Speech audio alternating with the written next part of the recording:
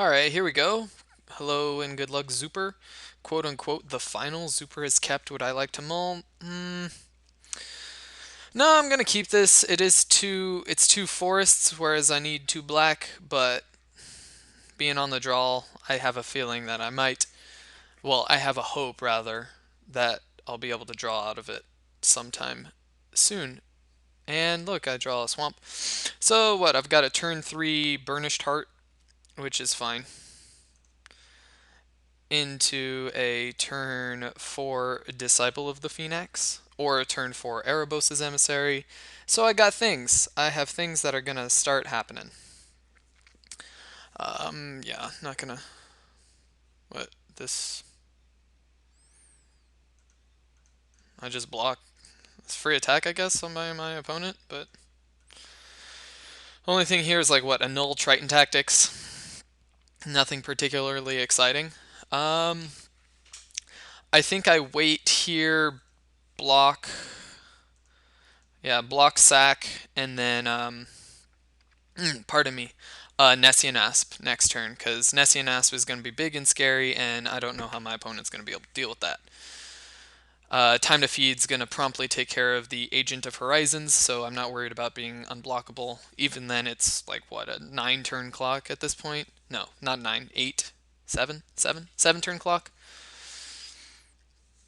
But not making it unblockable. Okay, let's block, and then before damage, see if my opponent wants to do anything. Yep. Let me grab. Do I need more than 2 green sources? I don't think I do, whereas I could see myself needing multiple black sources. Or more than, because, all of the double black, I could see myself needing a lot more of it. Boom. And I draw another swamp. So, what do we got here? I can Nessian Asp for 5 and go for it. There you go. Pass turn. Next turn, what I got? 1, 2, 3, 4, and then leaves at 3. Next turn, I probably Disciple of the Phoenix, getting 2 of my opponent's cards. Alternatively, what I bestow Erebos' Emissary. I could play Erebos' Emissary, and then that adds to the devotion count for Disciple of Phoenix. And, just reading the bones if I ever need to draw into some more gas. Yep, unblockable, that's fine.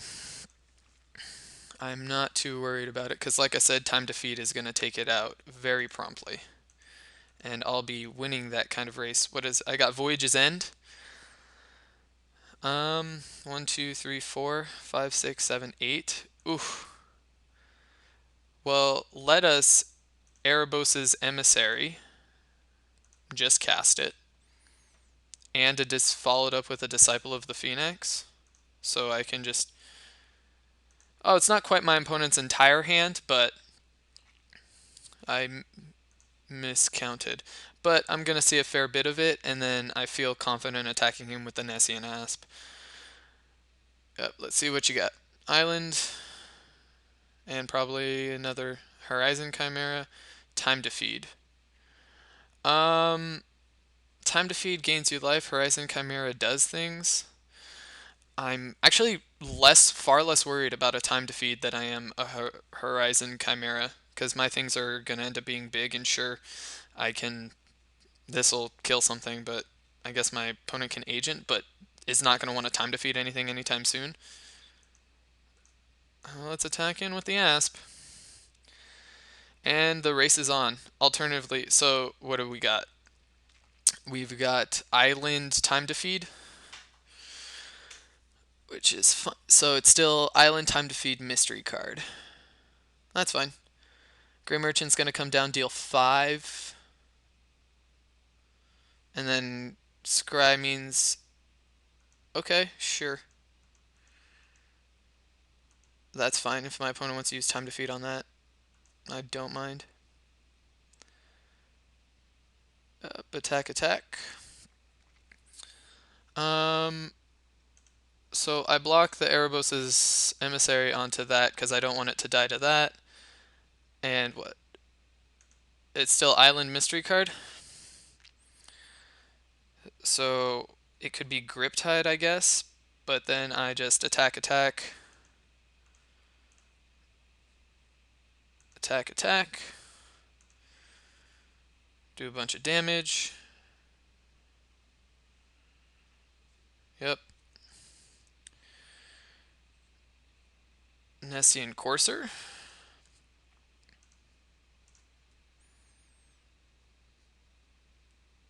And man, I just want to get so greedy and like read the bones here. I could time to feed this. Means this stuff's not going to be able to get in anytime soon. But this presents a clock. Yeah, I guess I have to do that. Boom. Yep. And then gain some more life. And I feel like I'm firmly in control of this game. Island, so it's 2 mystery cards. Sea God's Revenge would suck, which I feel this might... Benthic Giant. Okay. I'm actually not worried about that whatsoever.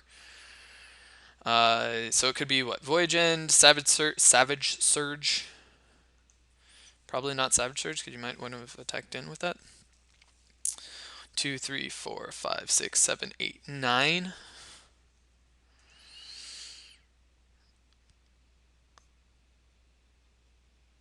So I can, if I attack, then I'm attacking with an 8. My opponent could have... Well, let's see it. If it's Voyage End, then it's Voyage End. And then I just replay it. I don't Monstrous unless there's a double block. In which case, whatever. That's fine. Then I got a Voyage End for something that I'm just going to be able to replay. And I don't attack with this because I don't want to discard the Grey Merchant. Benthic Giant. 4, 5, 6, 7.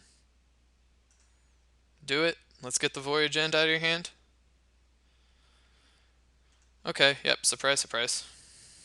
Which I'm not surprised. Yep, scry. What did you do? Put it on top. Ooh, scary. Okay.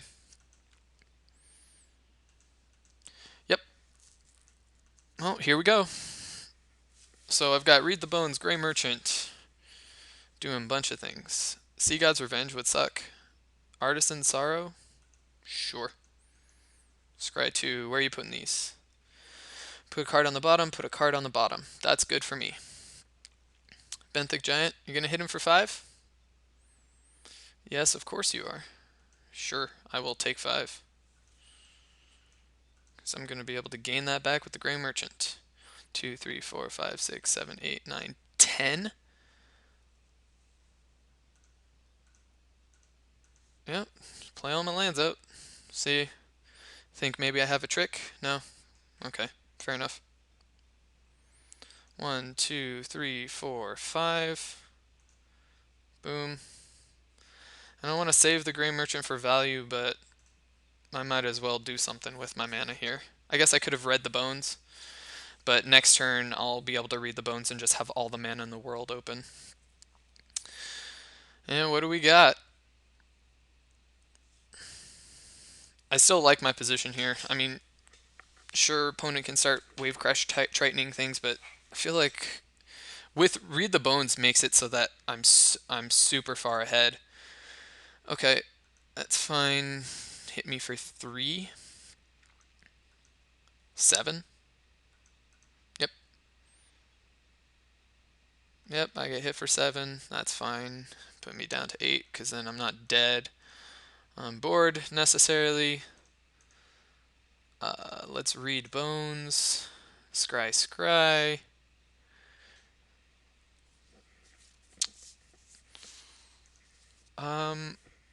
Let's put the forest on the bottom. Let's put the Scourge Mark on top, because I get to draw another thing.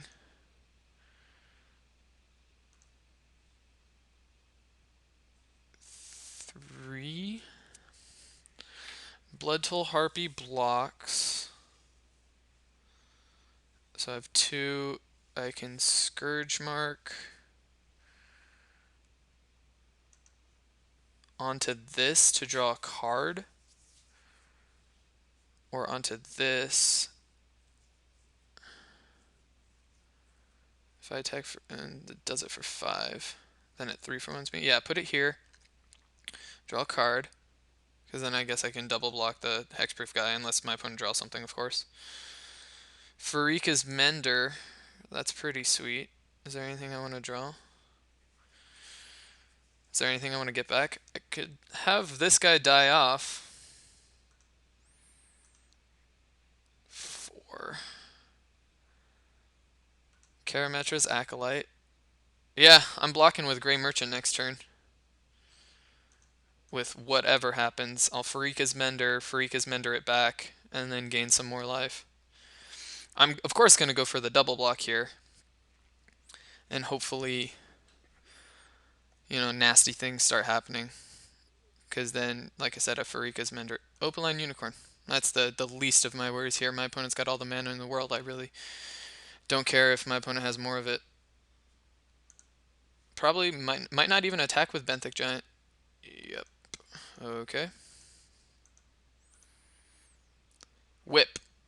Whip is sweet. I think I can just play it.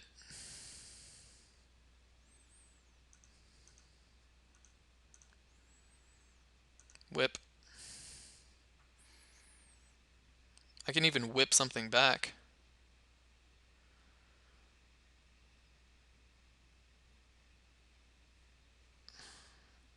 Dot dot dot. Yeah, sure. Whatever that means, dude.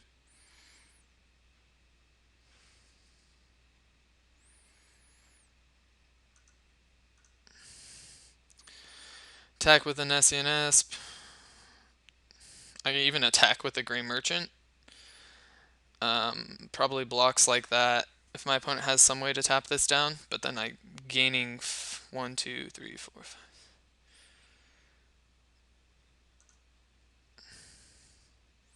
Yeah, actually I'll attack in like that. I really don't mind. Hopefully it actually dies and then I kill off my opponent.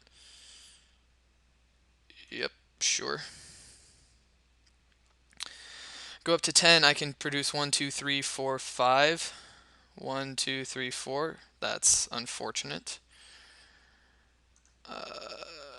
1, 2, 3, Blood Toll Harpy. Yep, I lose a life. And here we go. But now, once again, I still have all the mana in the world. I'm not going to whip back the Grey Merchant. I'm just going to play it.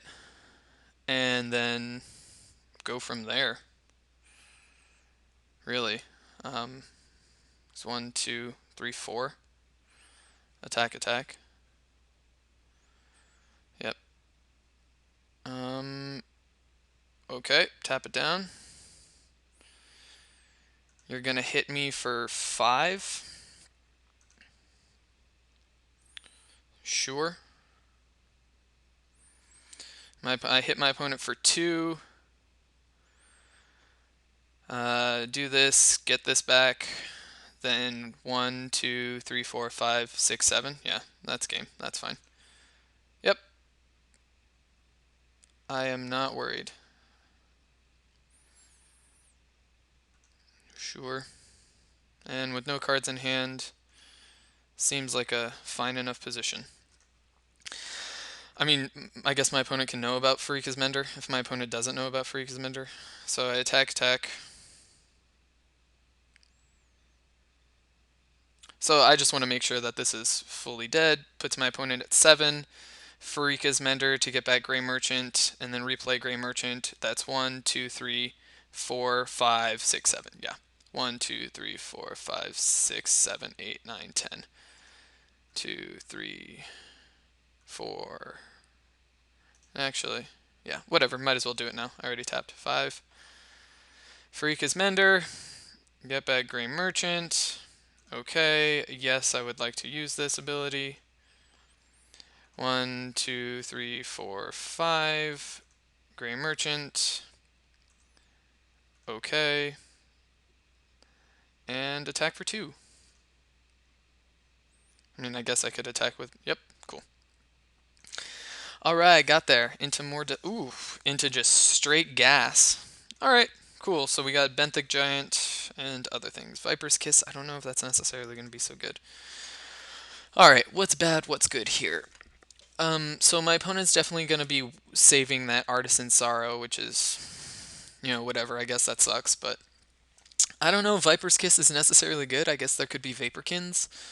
Um, so does that mean maybe I want like a rescue from the underworld in order to loop things back instead of a Whip of Erebos? It does make my things a little bit more expensive.